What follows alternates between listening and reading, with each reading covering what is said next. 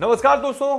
प्रधानमंत्री नरेंद्र मोदी वो अक्सर मन की बात करते रहते हैं और मन की बात में बहुत सारे टॉपिक्स को वो छूते हैं, बहुत सारे मुद्दों पर अपनी बात रखते हैं। आज उन्होंने अपनी मन की बात में भारतीय टीम की तारीफ की है, टीम इंडिया के क्रिकेट की तारीफ की है। उन्होंने जिस तरीके से ऑस्ट्रेलिया को ऑस्ट्रेलिया में जाकर हराया उसकी तारीफ की है। इससे पहले भी हालांकि प्रधानमंत्री ने तारीफ की थी, लेकिन उन्होंने कहा कि इसको मन की बात में भी मेंशन करना बड़ा जरूरी है। तो मन की बात में भी प्रधानमंत्री ने अपने मन की बात जो क्रिकेट को लेकर उनके जहन में है वो रखी है। क्या कुछ कहा है टीम इंडिया की तारीफ करते हुए, उससे सीख लेने के लिए, उससे प्रेरणा लेने के लिए, ये आप खुद सुनिए।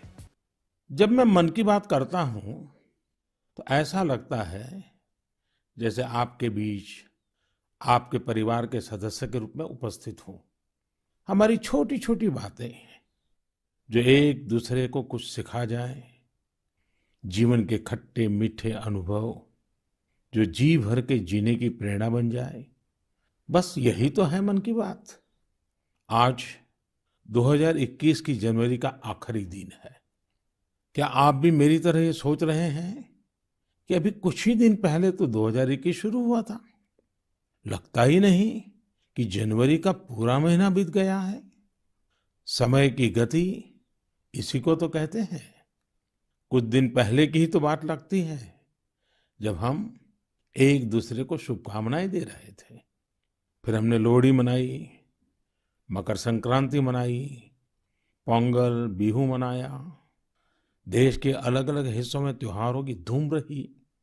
23 जनवरी को हमने नेताजी सुभाष चंद्र बोस के जन्मदिन को पराक्रम दिवस के तौर पर मनाया और 26 जनवरी को गणतंत्र दिवस की शानदार परेड भी देखी। राष्ट्रपति जी द्वारा संसद के संयुक्त सत्र को संबोधन के बाद बजट सत्र भी शुरू हो गया है। इन सभी के बीच एक और कार्य हुआ जिसका हम सभी को बहुत इंतजार रहता है। ये है पद्म पुरस्कारों की घोषणा। राष्ट्र ने असाधारण कार्य कर रहे लोगों को उनकी उपलब्धियां और मानवता के प्रति उनके योगदान के लिए सम्मानित किया। इस साल भी पुरस्कार पाने वालों में वे लोग शामिल हैं जिन्होंने अलग अलग क्षेत्रों में बेहतरीन काम किया है। अपने कामों से किसी का जीवन बदला है, देश को आगे बढ़ाया है।